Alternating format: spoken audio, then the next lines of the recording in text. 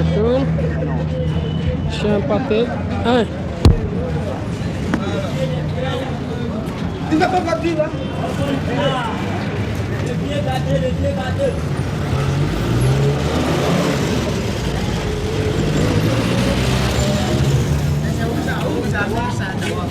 Tiens-moi la ceinture, Teddy.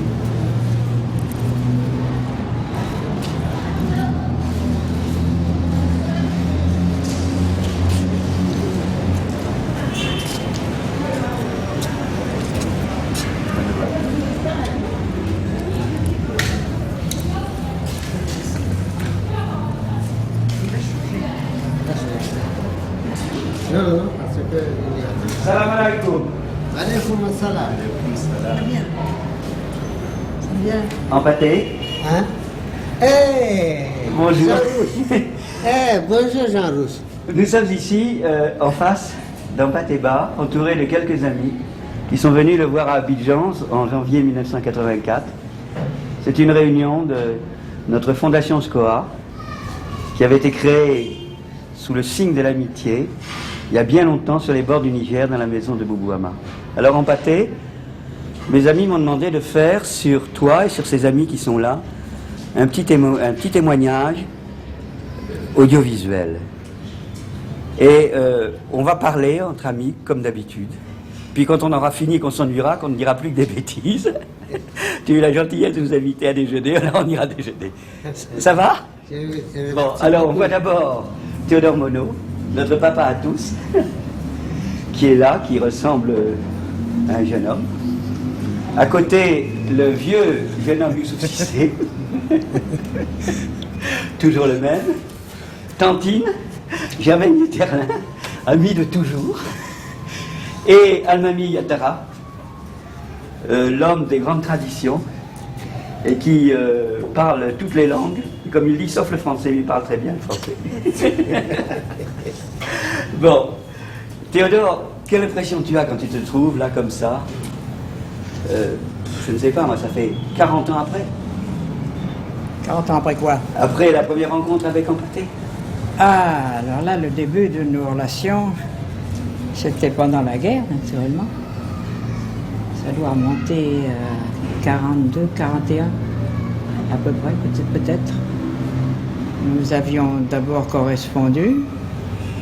Il était question d'arithmologie mystique, naturellement, le jeu des nombres. Et j'avais écrit à ce sujet, je me rappelle, à Guénon d'une part, et à Massignon d'autre part. Et puis ensuite, bien, on s'est connus, on s'est rencontrés sur divers terrains. Et j'ai découvert que nous étions, comment dirais-je, en route dans la même direction, est-ce qu'on peut dire ça comme ça? Et nous avons fait ensemble un pèlerinage à Bandiagara. D'abord dans le Bolon de Tierno Bokar, l'endroit où Tierno enseignait ses petits élèves. Et il y avait encore sur les murs du Bolon, il y avait encore certains des dessins. Oui, certains des dessins qu'il utilisait pour enseigner à ses élèves l'essentiel du Tawhid, oui. de la science de l'unité divine, bien sûr. Et c'est dans ce Bolon qu'a eu lieu cet incident qui est devenu bien connu, du sermon sur l'hirondelle. Oui. Le nid d'hirondelle, d'où était tombé un petit oiseau, et puis personne s'en est aperçu, et puis Tierno a dit « Donnez-moi ce fils d'autrui ». Donnez-moi ce fils d'autrui, c'est une très belle formule, et que j'ai cité souvent, ce sermon sur l'hirondelle. Oui. Et il figurera encore une fois dans un livre qui est sous presse en ce moment à Paris, qui s'appelle L'Émeraude des Garamantes, où il y a un chapitre sur Tierno Bokar, y compris le sermon sur l'hirondelle. Et puis à partir de ce moment-là, nos destins se sont croisés, parallélisés, etc., rencontrés. Mélangé. Voilà comment ça a commencé. Et puis ça continue. Et toi, Empaté, quand tu penses à ce temps-là? Et quand je pense à ces temps, je me rajeunis de 40 ans. Alors, quand je vois mon nom, il y a des choses, je ne peux pas décrire l'émotion qui m'étreint. Pourquoi? Parce que nous nous sommes connus d'abord par correspondance, parce que Vieillard, Gilbert Vieillard et le colonel Figaré ont parlé de moi à Monod. Et immédiatement, Monod m'a écrit. Et j'étais très étonné qu'un directeur général de l'IFAN, comme je connaissais ces directeurs généraux du gouvernement général, alors en général, il faut parler à des généraux. Alors tu pensais te mettre au garde à vous? Absolument, absolument. Sinon, je me disais que ça va donner. Alors, j'ai répondu, il a répondu, et depuis, ça fait vraiment, nous avons correspondu pendant longtemps. Et le fait qu'on voyait des lettres venir de l'IFAN et des choses, eh bien, pour la mairie, j'ai devenu encore plus dangereux parce que maintenant, j'ai des relations au gouvernement général. Alors donc, ça devenait plus terrible. Et on vous craignait? Non, on ne me craignait pas, on me redoutait. Alors, jusqu'au moment où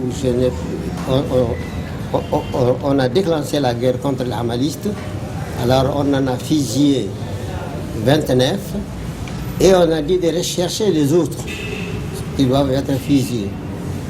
Alors donc, c'est pour te dire que j'étais sur la liste. Alors c'est en ce moment que Théodore s'est levé, comme je dirais, il a pris un bouclier beaucoup plus mystérieux que celui que le Touareg. Alors il a affronté un danger, je ne peux pas décrire, parce que parler d'un hamaliste, c'est être anti-français, même si tu es français. Et or, il m'a défendu, et finalement, il a demandé, il a usé de ses pouvoirs de directeur général à Dakar et de ses relations. Alors, il a demandé à ce que je sois détaché. Mais or, j'étais du cadre local du Soudan français, ce qui n'était pas pensable. Alors, les gouverneurs, lorsqu'on a dit que je vais à Dakar, ils ont dit il ne faut pas le laisser partir parce que ce serait encore plus dangereux. Et surtout, des lettres venaient de Dakar pour dire que j'étais ceci, j'étais cela, que je faisais tant de choses. Alors on me demande, et maintenant, il se demande maintenant si je vais à Dakar même. Alors, c'est pas possible, il faut. Alors le gouvernement s'est armé. Et or, en ce temps-là, on ne mutait jamais un fonctionnaire sans l'accord de son commandant de cercle d'abord et du gouverneur du territoire. Alors, ils ont opposé le veto ordinaire et la réponse a été un arrêté du gouverneur général me mettant hors cadre. Donc, je ne suis plus du cadre du Soudan, je suis hors cadre. Alors, on me met hors cadre et affecté au gouvernement général et mis à la disposition de l'Institut français d'Afrique noire. C'était en quelle année ça, en Paquet? En 43. 43. Oui, 43. C'était en 43. Alors, lorsque je suis arrivé à Dakar, immédiatement, ça a fait quelque chose d'inexprimable parce que il y avait une haute personnalité, eh bien, à qui le gouvernement général ne refusait rien. Pourquoi? Parce que c'est un grand marabout, c'est beaucoup de choses. Mais seulement il était très bien au gouvernement général. Il tournait tout ce qu'il voulait faire. Alors c'est cela qu'il ne voulait pas, surtout que je vienne à Dakar. Parce que là, nous aurons nos deux têtes, comme on dit, dans l'échancrure du même boubou.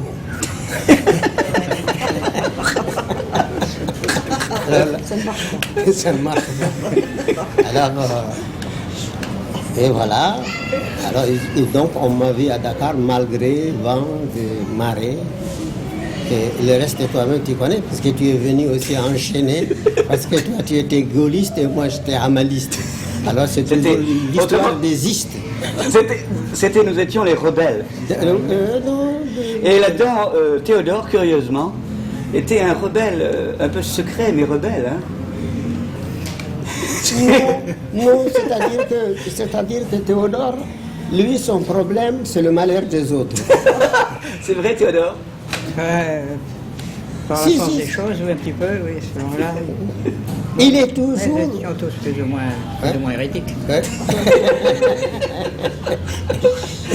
Et alors, partout où il y a la misère, vous trouvez Monod là, arrivé là comme une espèce d'ange, descendant du ciel pour voir les choses et surtout se barrer.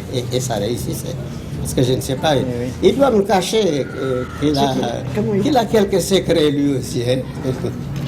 Deux. Tu fais attention à nous, ça, mais je suis un peu plus serré.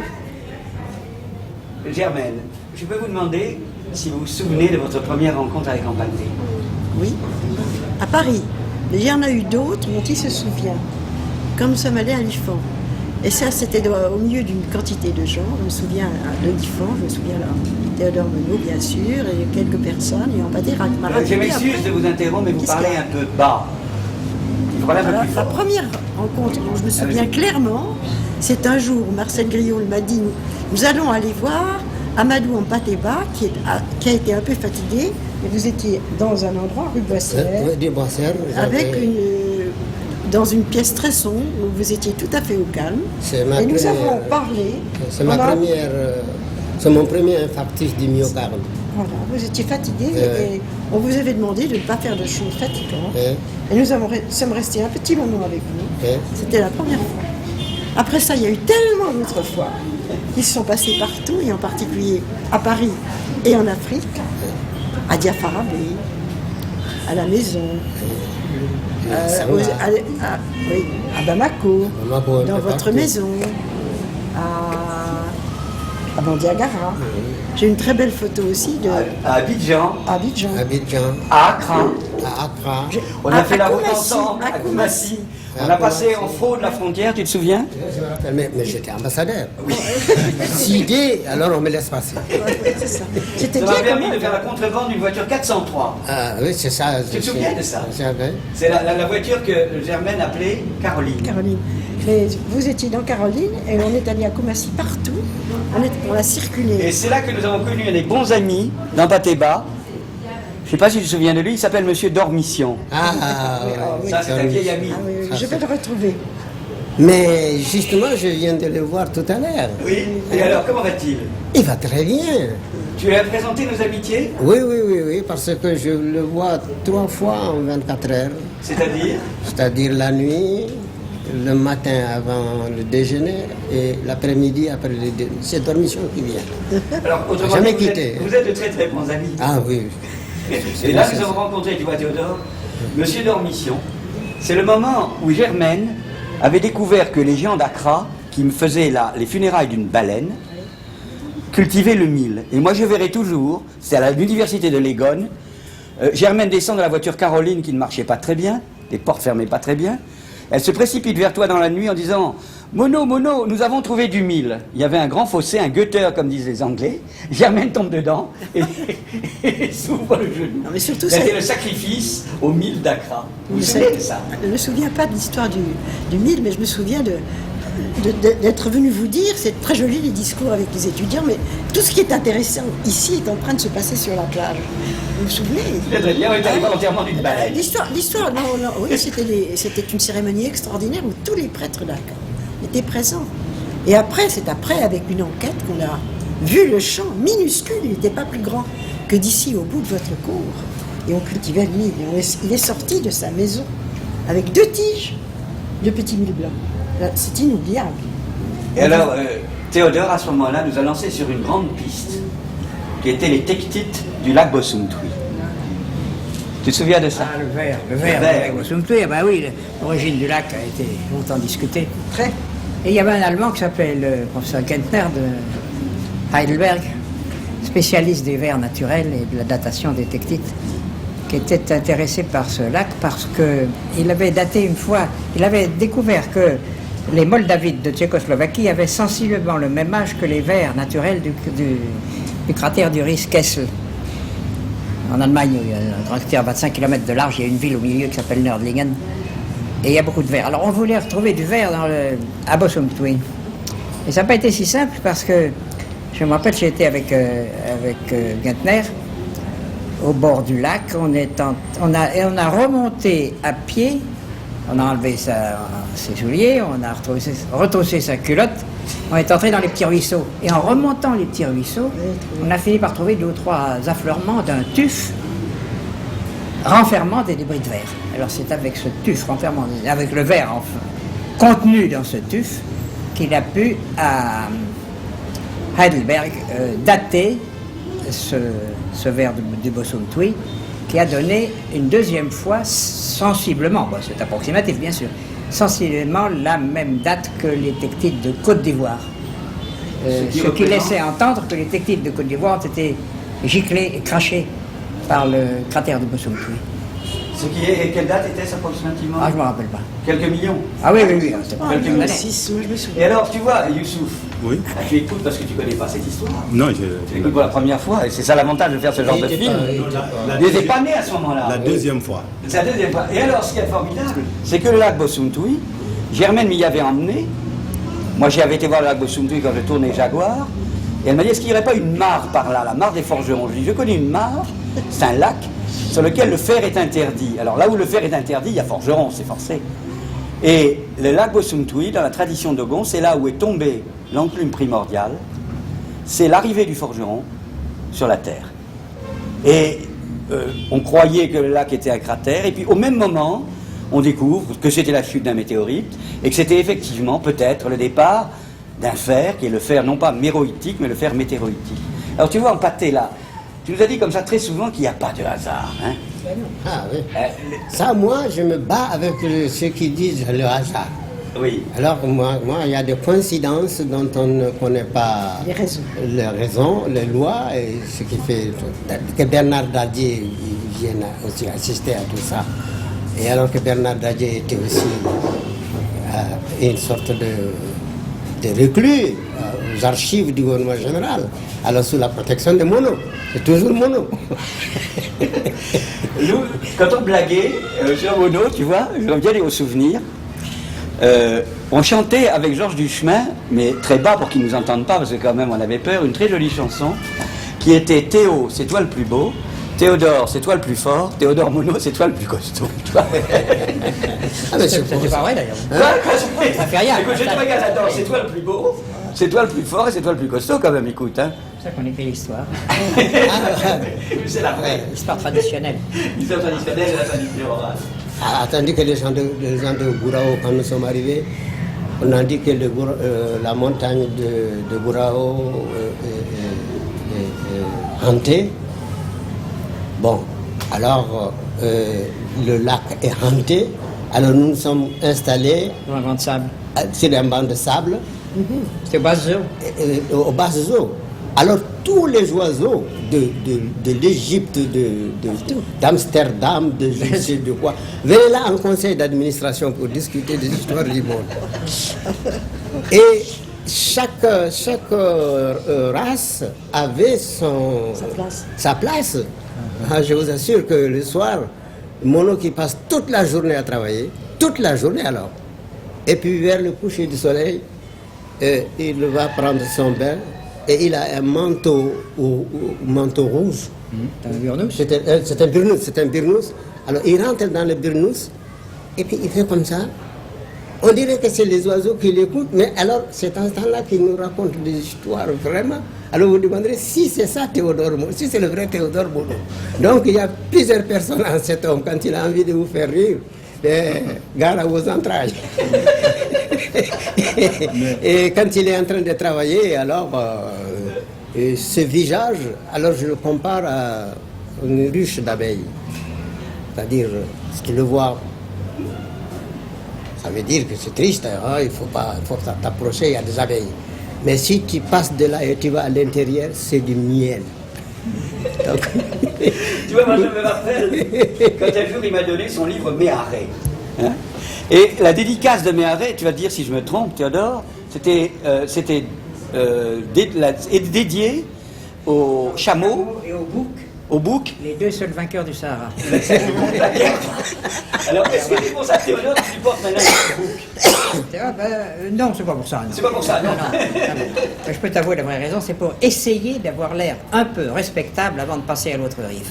C'est-à-dire que c'est parce que d'être respectable vis-à-vis de ses collègues de l'Institut. Vis-à-vis des gens en général. Je ne sais pas si j'y arriverai. En tout cas, c'est bien commode. Alors, la plus belle de toutes. Mono va faire une tournée sur le Niger. Alors, il m'amène avec lui. Je suis préparateur de l'IFAN. Bon. Alors, nous arrivons à Bamako. Il va rendre une visite au gouverneur parce que c'est la coutume. Et lui, il est directeur général. Il est un des directeurs généraux de service du gouvernement général. Or, tous les directeurs généraux doivent être logés par le gouverneur au palais du gouverneur parce qu'il y a une pièce spécialement réservée. Alors voilà, M. Calvel, il dit à M. Mono, alors votre pièce, votre chambre est réservée. Non, je vais aller loger chez Hampateba. Alors, M. Mono refuse. Allez, on est à Pâté, 3. Alors, en pâté, le gouverneur dit à Mono de coucher chez lui. Hein? De coucher là-bas à Koulouba. Oui, alors là, quand Mono est allé pour faire la visite officielle, d'ailleurs le gouverneur a été étonné d'abord que les bagages de Mono ne soient pas dirigés au palais et tout ça. Et Mono vient,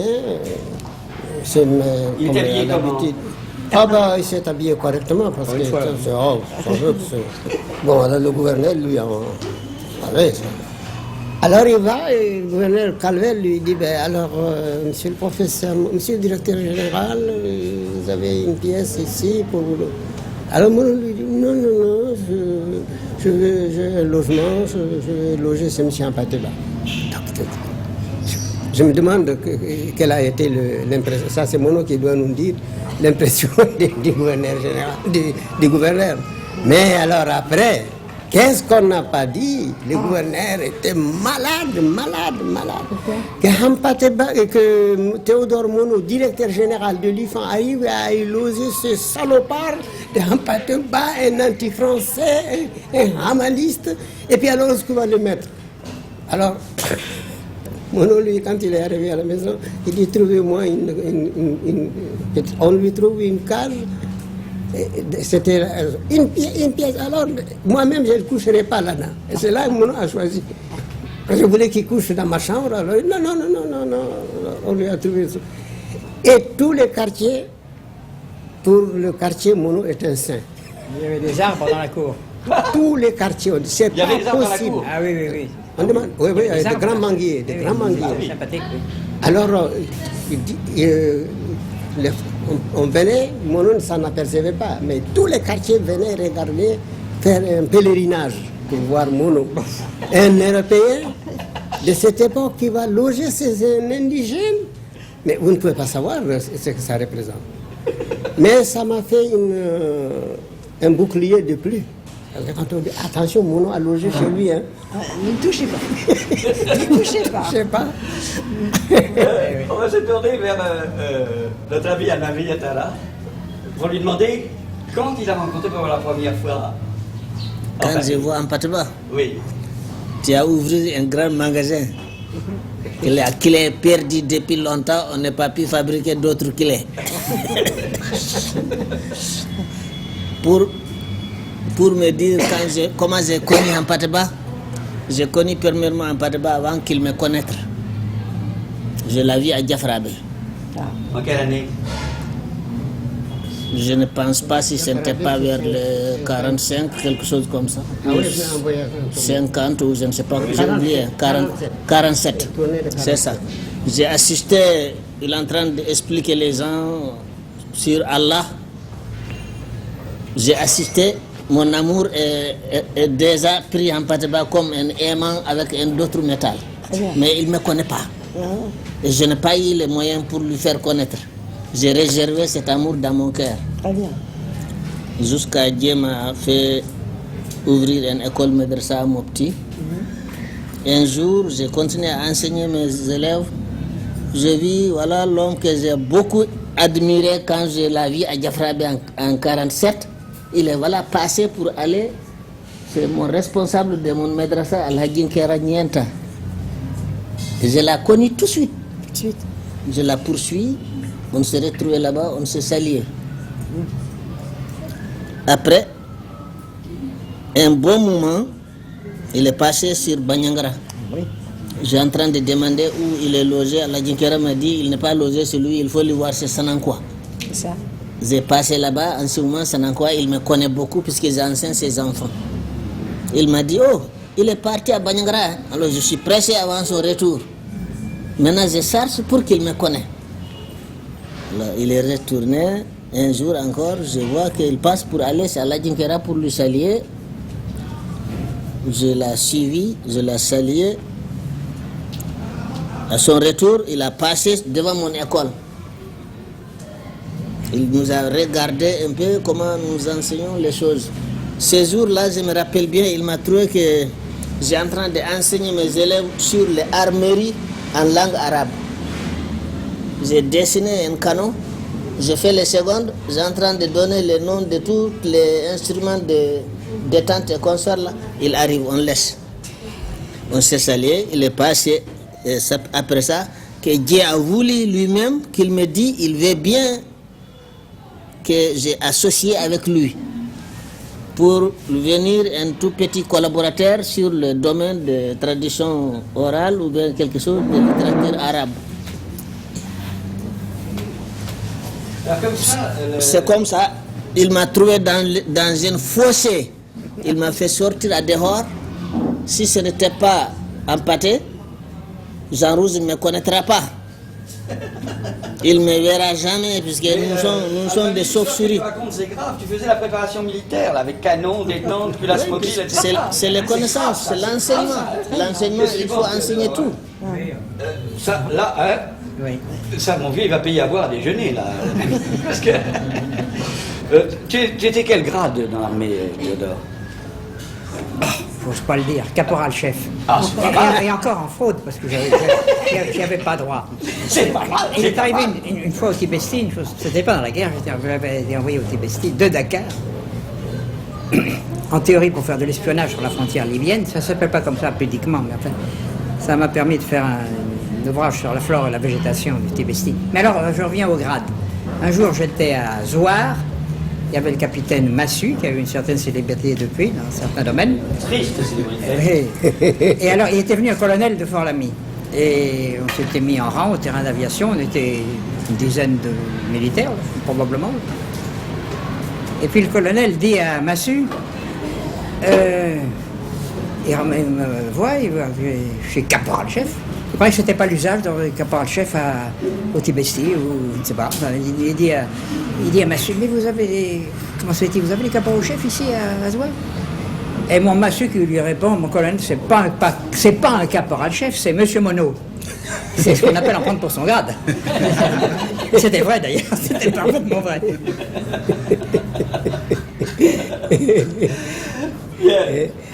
Alors, ça fait toujours des histoires comme ça parce que Ponty, qui va devenir le gouverneur général de l'Afrique occidentale française, était le neveu d'un ministre de la Marine. Et alors, comme Archinard est officier de l'infanterie de la Marine, et Ponty était un garçon qui ne voulait rien faire, un garnement, un embarras de famille. Alors, son oncle dit à Archinard, ce que tu ne peux pas m'amener mon neveu avec toi pour qu'il crève d'une certaine fièvre et puis qu'on n'en parle plus. Le ministre Archinard a dit oui, monsieur le ministre, je peux l'amener. Alors il l'a engagé comme commis. Alors il est venu dans les bagages d'Archinard. Bon, il arrive, lui, le secrétaire d'Archinard, il n'y a que des militaires. Alors, on n'a aucun respect pour lui. Alors, Archinard se lève un matin et lui colle un galon de sous-lieutenant. C'est le seul moyen. Alors, il a son sous-lieutenant. Alors, quand les officiers, il a appelé tous les officiers, il leur a dit, voilà, je le nomme sous-lieutenant pour le besoin de la cause. Je suis le commandant supérieur des opérations du Soudan. Je le nomme. Et voilà, Archinard, venu dans le bagage de Ponty. a trouvé sa personnalité en Afrique. Alors, quand il se à la prise de Guinée en 1893, alors, Archinard lui a dit, bon, voilà, tu vas rester à Guinée et moi je continue sur Bandiagra jusqu'à ce que la musique Djoulbé, je puisse le capturer ou bien qu'il sorte du pays. Alors toi, tu vas rester à Guinée comme représentant de la France. Et alors, Ponty réunit des marabouts de Guinée. Il leur dit, voilà, moi, je crois en Dieu. Donc, je crois à la prière. Je voudrais que vous me fassiez une prière pour que je reste à la tête de Guinée. Alors, le Tanantao lui demande, mais alors, qu'est-ce que tu vas faire pour la famille d'Alpha Mouy. Alpha Mouy Tanantao. Tanantao lui dit, qu'est-ce que vous allez faire pour la ville? Il dit, je vous construirai une mosquée. Il dit, quoi? Une mosquée. Il dit, une mosquée. Il dit, nous allons faire des prières. Non seulement tu seras le commandant de Guinée, mais tu seras le commandant de tous les Européens qui viendront dans ce pays. Alors, quand tu as dit ça, c'est très fort, mais moi je vais seulement rester à Guinée. Eh bien, ils ont fait leur prière. Ponty y a cru. Donc, tout est question de foi. Alors, il est venu, il a travaillé comme s'il devait être quelqu'un. Il a fait du gouverneur général de l'AOF. Donc, et quand j'ai demandé à Tanantao, le dernier, celui qui est un des informateurs, qu'est-ce qu'il pense de la chose de Ponty? Il dit, parce qu'il a cru. Il dit, vous trouvez Dieu là où vous le mettez.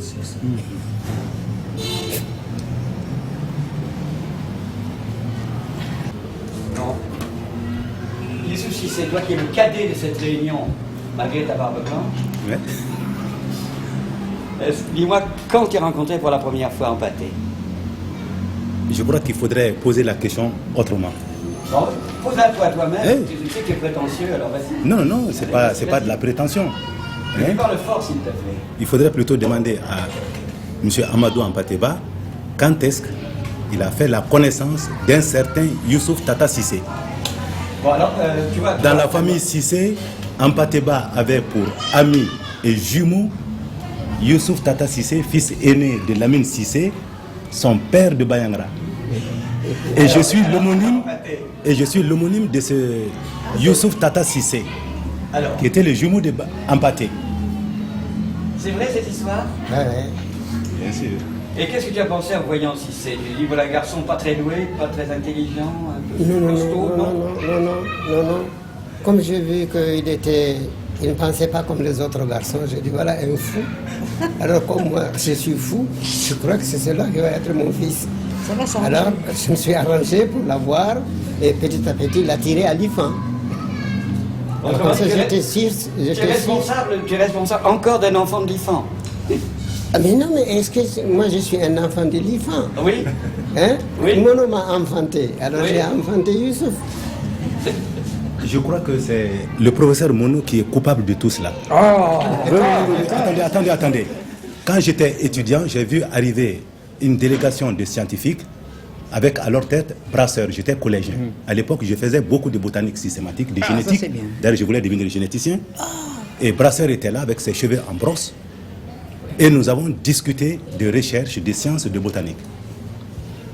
Il m'a, 2 ans après, fait don d'un ouvrage curieux intitulé Essai sur les religions Bambara, d'une certaine Germaine Dieterle. J'ai avalé cet ouvrage, je ne connaissais pas encore Germaine Dieterle. Tu l'as digéré? Je l'ai absolument digéré et je me suis même mis sur le perron du Collège technique d'agriculture de Katibougou à chanter les chants du Ndomo, que j'ai chanté à 100 parce que j'ai été moi-même porteur de masques. Et Brasseur m'invite à l'IFAN, chez lui, en compagnie de Madame Brasseur, qui m'a fait déjeuner, je crois, sous la véranda. Et j'ai vu arriver un saint homme énergique qui voyait tout, qui savait tout, ça il faut le dire, et pour qui chacun avait une admiration sans borne et un respect profond, c'était naturel. Et même M. Mono, je vous l'ai dit, et Brasseur le sait, il pourra en témoigner, et c'est ainsi que j'ai fait la connaissance de Théodore Monod.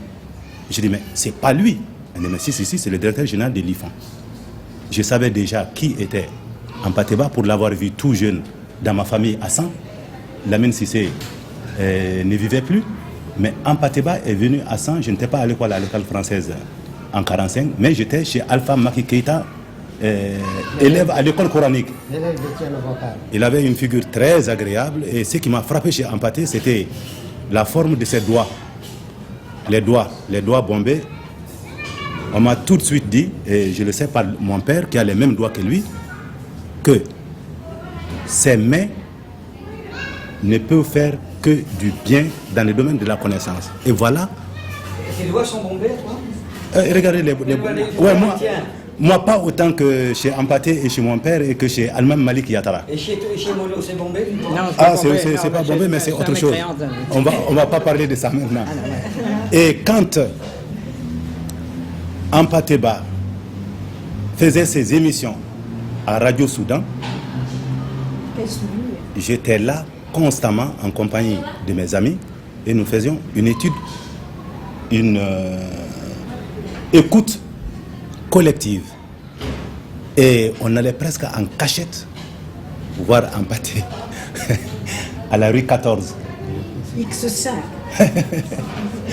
Et un beau jour, je l'ai vu arriver à l'IFAN comme directeur. Et entre-temps, moi, j'avais faussé compagnie à tous mes amis. Je ne suis plus devenu ni l'agronome, ni le généticien que je voulais devenir. Et je suis devenu un enfant de l'IFAN. Voilà. Donc, vous avez devant vous ma famille spirituelle. D'abord, Ampateba, qui est à la fois... Vas-y. 5. Bon, Gervais, il y a Youssouf Sissé qui a dit qu'il avait lu votre livre. Oui. Comment est-ce que vous avez rencontré pour la première fois ce jeune homme? À Bamako, où il était très fatigué, horriblement malade.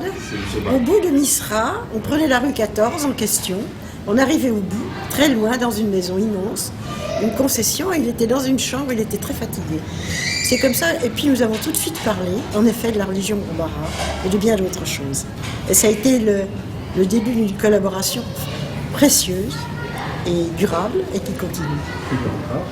Et en plus, j'ajoute que c'est grâce aussi à lui que le travail a un peu commencé à Kaba et à Kela, sur les Malinqués, a pu continuer d'une autre façon, et ensuite se poursuivre sur les Saninké. Vous voyez que c'est au fond un immense travail qui continue, et qui a été déjà commencé avant, c'est vrai. Alors, tu vois, Ampaté, ce qu'il y a de bizarre là-dedans, il y a toujours quelqu'un un peu malade. Quand nous, on s'est rencontrés à Dakar, c'est la France qui était malade. Hein? Quand moi, je t'ai vu à Paris, après, tu étais malade dans ton lit d'hôpital, et c'est là qu'un de nos vieux amis, Charles Pidou, est venu te voir, et qu'il t'a dit, mais vous me faites penser à quelqu'un que j'ai connu en prison, qui vous ressemblait, qui s'appelait Cheikh Hamada, un nom comme ça.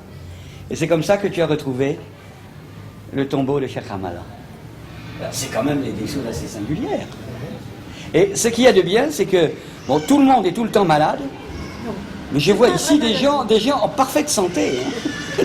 Alors, il y a derrière Théodore, avec son sourire sarcastique, on a parlé des enfants de l'IFAN. Et tu as dit, toi, Ampaté, que bon, il y avait Bernard Dadier, mais pense à tous les enfants de l'IFAN qui ont tous joué un rôle très important au moment de l'indépendance africaine. Théodore, tu as formé tous les gens. Alexandre Adandé, Bernard Dadier. Non, mais c'était William Ponty, la pépinière. Le même Ponty, le Ponty lieutenant par hasard. Bien sûr. Béard. C'est ça qui avait été la pépinière. Mais ils sont tous passés curieusement par chez toi, Boubouama. Ah, beaucoup. Madeira Keita. Madeira Keita. C'est quand même un gros passage. Et tu as vu un jour, alors que le CNRS m'avait mis dehors, je dis ça exprès parce que c'est une émission qu'on fait pour le CNRS. Je suis un des seuls chercheurs qui était renvoyé parce qu'il n'avait pas fait ses 2 thèses en 2 ans.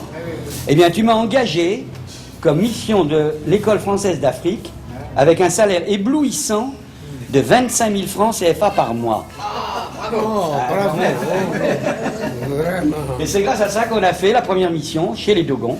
J'étais à ce moment-là en mission avec 25 000 francs CFA par mois. Je vivais au crochet de Germaine Guetterlet et de Griol. Quand je suis allé au Ghana, j'avais amené Damourezika, qui avait 3 000 francs de frais de déplacement par jour. Il m'a dit, moi je ne m'en sers pas, je vais t'aider. Donc j'ai vécu aux frais de Damourezika. Et après j'ai fait la thèse, et tout est rentré dans l'ordre. Mais tu vois, toutes ces opérations sont faites comme ça. Alors ce sont les enfants de Théodore qu'on a réunis. Tous les enfants de Théodore qui ont passé dans la politique n'ont pas brigué de place. Ils ont servi, ils n'ont pas voulu être servis. C'est exact. Exact. Alors, moi je pense que ce qu'on a fait là, c'est une petite réunion de l'amitié autour d'Empathé, que nous sommes tellement heureux de voir l'œil vif, pétillant de malice comme d'habitude, l'ami Théodore qui est toujours le même, Germaine, que mon ami Talmouzourane a appelé Madame Éternelle, Germaine Éternelle. Je ne peux pas prononcer le mot. Almami, qui n'a pas pu terminer son histoire, il est un peu triste. Enlève un peu tes miennes pour que je vois si tu pleures. Mais on la racontera la prochaine fois.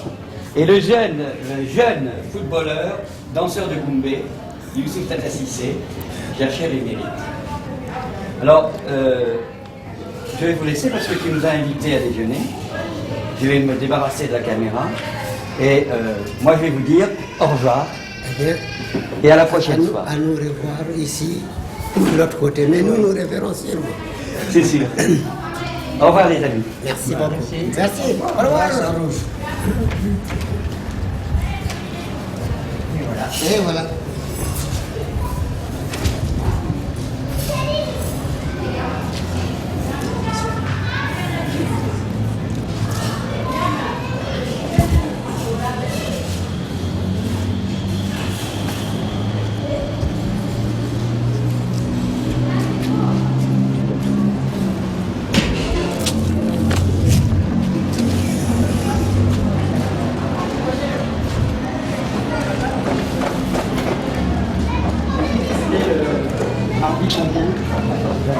Mardi 24 janvier, dans une rue de Marcory, en face de Copra, pièce de rechange.